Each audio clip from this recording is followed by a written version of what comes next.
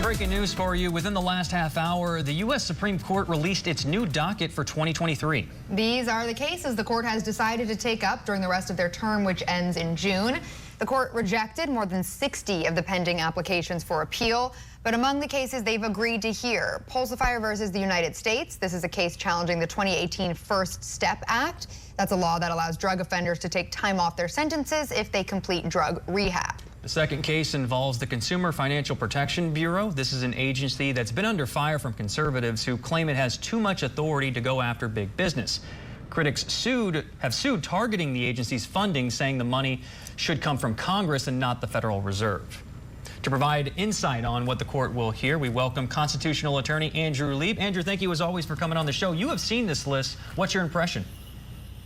I think it's very interesting, very robust, but what we're more interested is the case we're having this week already in finding out about student loans. We want to know about that. We want to know about the results of a lot of these cases.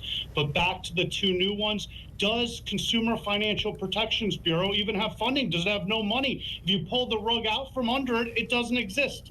And when it comes to drug trafficking, that's a polarizing issue, and we want to see if these defendants are going to qualify. And the question is, do they allow them to have the safety valve if they didn't do such a major drug to have non-mandatory sentencing, to be able to get lesser sentencing as long as they go to rehab? These are important questions.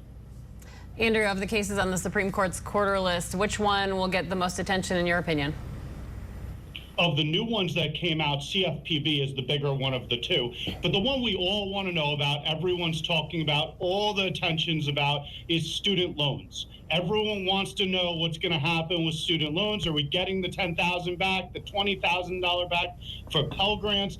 Did they have the power to do this? It's really a dining room table conversation everyone's having at home, and I'm dying to know the answer myself. I don't know about you guys, but this one's going to be hot.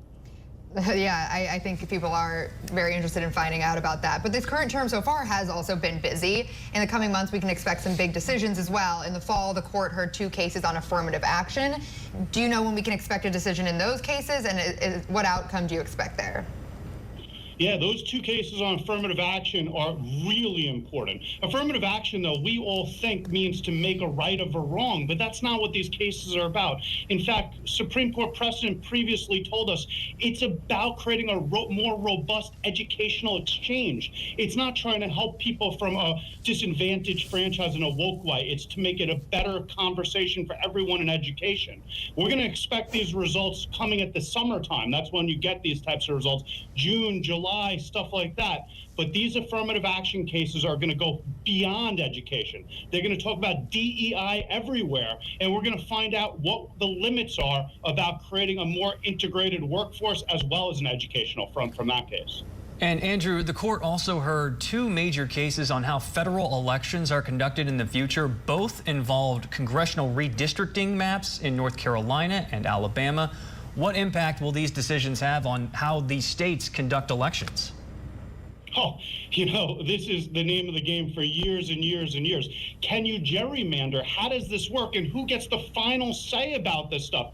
When we're talking about North Carolina, that's really a case that we're keeping our eye on. And we want to understand who gets to, do you get to go to the courts? Is the court that gets to make the decision, or is it the legislature that ultimately has the say of what we're doing with districting? And what we all don't realize is that when we talk about districting, if you have a constituency in a certain district being 80% Republican or 80% Democrat, we know the winner already. Should they be able to make their districts that way? Very interesting cases, and that's about whether you can go to the Supreme Court for redress. That's what we want to understand. Who's the ultimate arbiter, the courts, or is it just the legislature can do whatever they want?